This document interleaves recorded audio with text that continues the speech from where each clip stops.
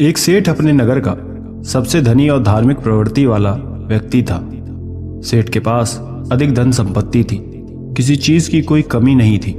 वो बहुत ही सुखपूर्ण अपना जीवन अपने परिवार के साथ जी रहा था। सेठ और उसकी पत्नी शुरू से ही असहाय लोगों की मदद करते थे। उन्हें एक समय का भोजन कराया करते थे, जिसे कर उन्हें बहुत ही ज्यादा सुख की अनुभूति होती थी। वहीं वो दोनों साधु महात्माओं को बहुत मानते थे। उन पर उनका बड़ा विश्वास था।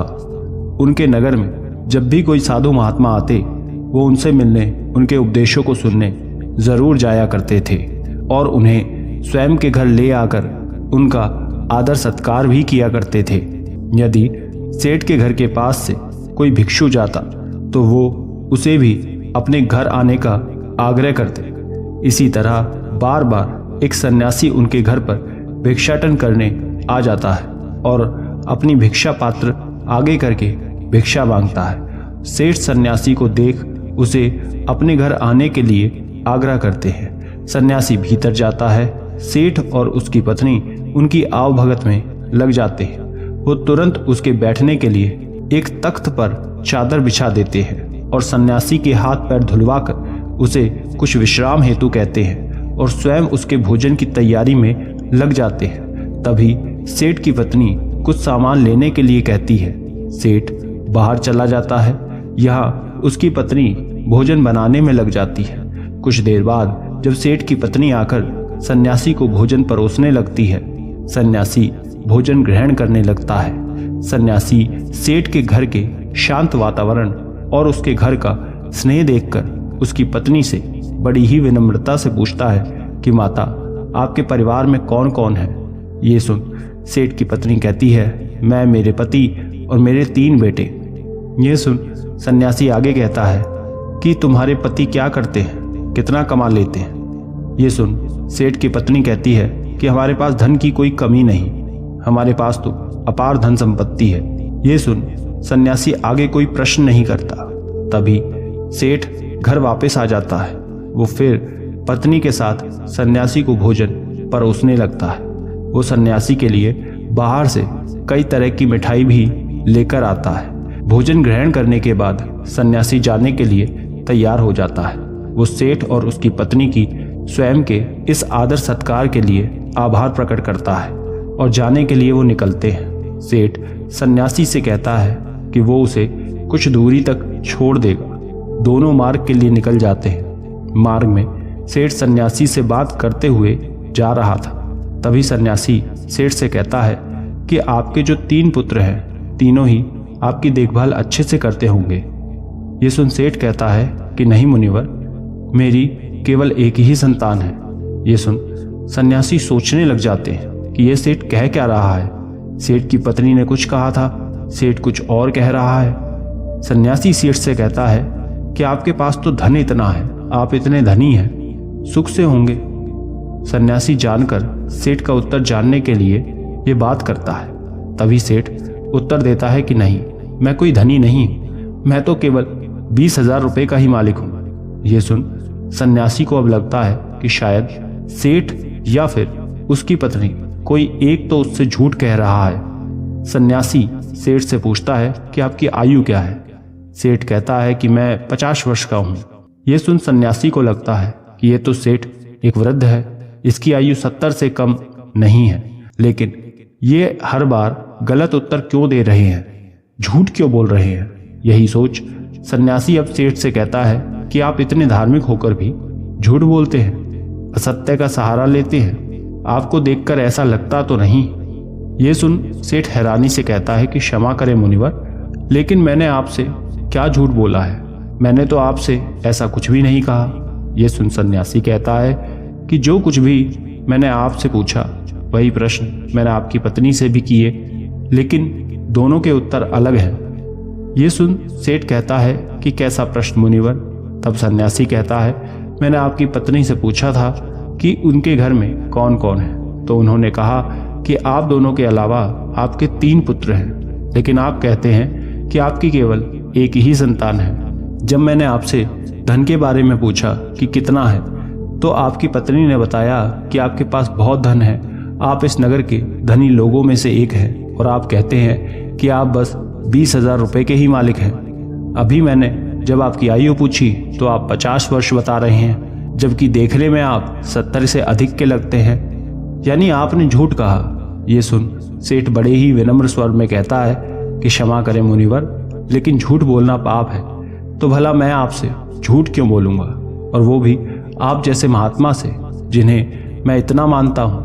ना तो मैंने कोई आपसे झूठ कहा, ना मेरी पत्नी ने, हमने बस सत्य बताया है। ये सुन सन्यासी कहता है कि लेकिन आप दोनों के सत्य अलग क्यों हैं। ये सुन सेठ कहता है कि ये सत्य है कि मेरे 3 पुत्र हैं, लेकिन जो मेरी आज्ञा का पालन करता है वो केवल मेरा एक ही पुत्र है, बाकी दोनों को अपने माता पिता से कोई मतलब नहीं है। जो कुसंग में रहता है वो मेरा अपना कैसे, इसलिए मेरे लिए मेरी एक ही संतान है। आपके दूसरे प्रश्न के अनुसार रही धन की बात, तो मुनिवर मेरे लिए मेरा वही धन अपना है जो मैं स्वयं के जीवन में उपयोग करता हूँ, और वो इतना ही है जितना मैंने बताया। बाकी सब जो है वो मेरा नहीं है, उसमें से कुछ में असहाय लोगों की, ज़रूरतमंदों की मैं मदद कर देता हूँ, तो कुछ मेरी इस देह को त्यागने के बाद मेरे सभी संगी संबंधी ले जाएंगे, तो उस पर मेरा कैसा अधिकार। अब बात करें अंतिम प्रश्न की, तो मैंने अपने 50 वर्षों की आयु तक महात्माओं की शरण में जा शिक्षा लेना, जीवन के सही मूल्यों को समझना सीखा है, उनकी सेवा की है, और उस पर ही मैं इस संघ से जुड़ गया हूँ। यही कारण है कि मैंने आपको अपनी आयु ये बताई है। अब आप ही बताएं, क्या इसमें मैंने कुछ झूठ कहा। ये सुन सन्यासी को अब सेठ की पूरी बात समझ आ जाती है, और वो कहते हैं कि क्षमा करें, मुझे पहले आपके विषय में जान लेना चाहिए था, स्वयं के भीतर आपकी झूठी छवि बनाने से पहले। और तब सन्यासी सेठ की बात का मान रखते हुए आगे बढ़ जाता है, और सेठ पुनः अपने घर लौट जाता है। अतः किसी के प्रति अपना नजरिया बनाने से पहले, प्रतिक्रिया देने से पहले सामने वाले की बातों को भी पूरा सुन लेना चाहिए। एक बार व्यक्ति किसी महात्मा के आश्रम में बैठ उनके उपदेशों को सुन रहा था।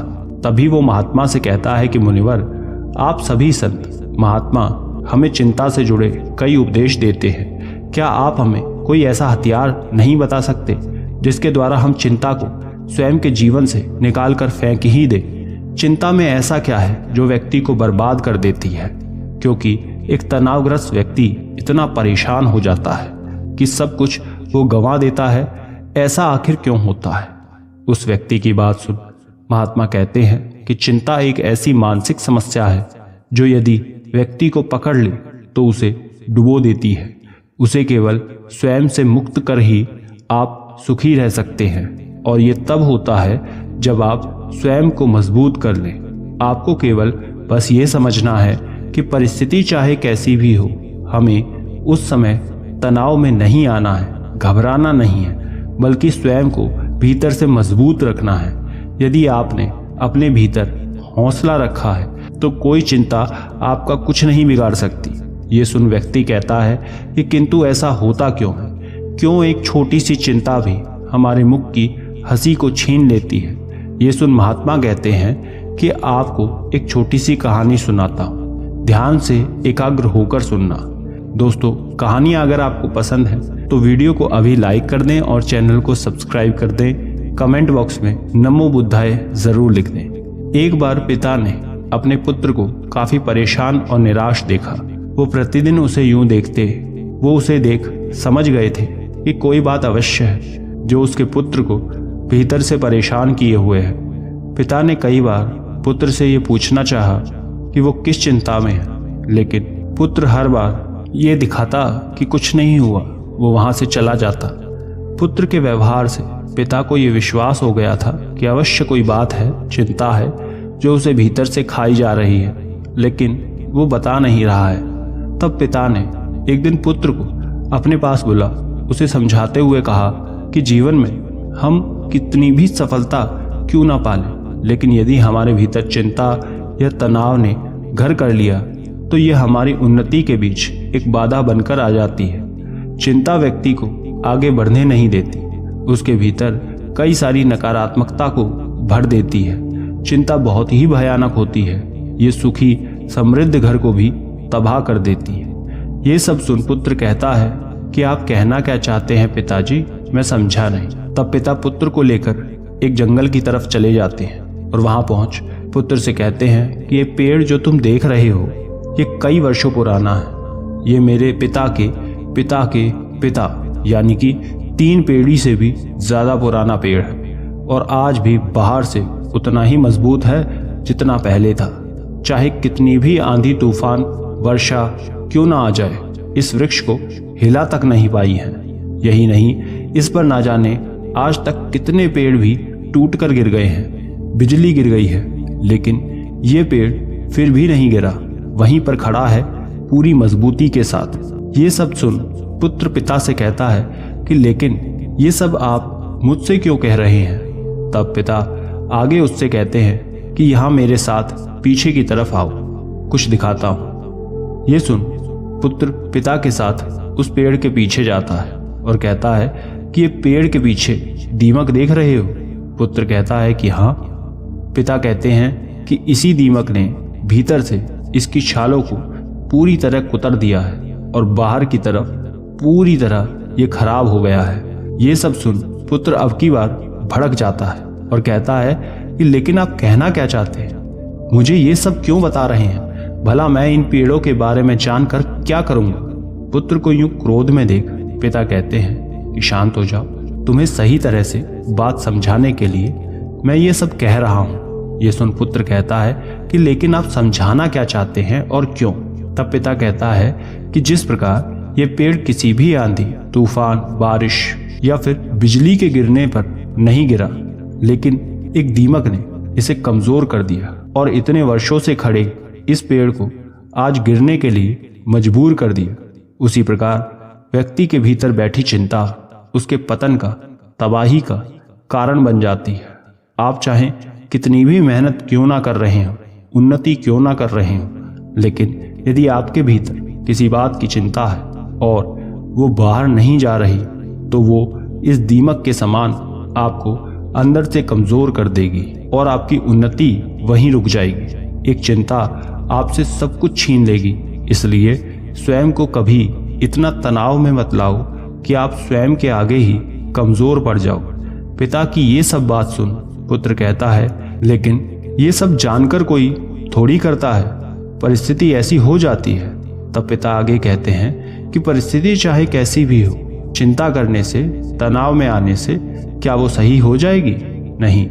चिंता करना, परेशान हो जाना किसी भी समस्या का हल बिल्कुल नहीं है। जब आपको कोई मार्ग ना दिखे तो कुछ समय के लिए शांत होकर एक जगह बैठ जाओ, खुद को समय दें और फिर सोचें कि किस तरह इस कठिन समय से निकला जा सकता है।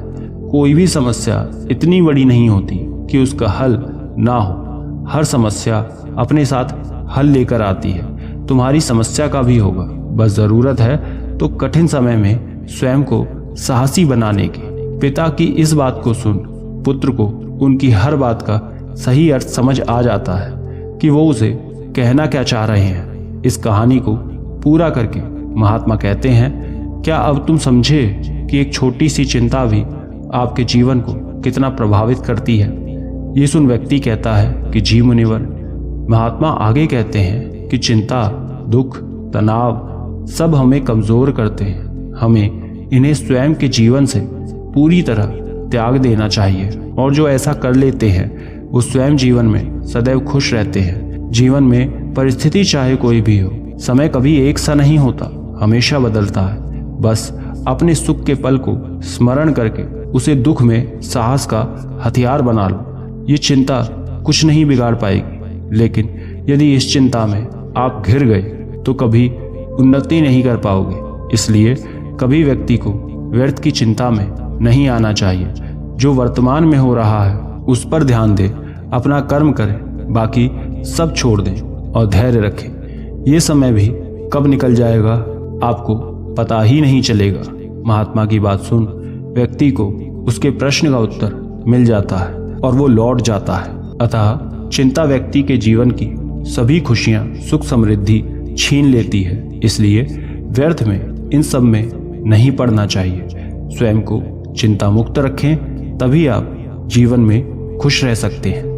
आशा करते हैं ये बात आप समझे होंगे। धन्यवाद।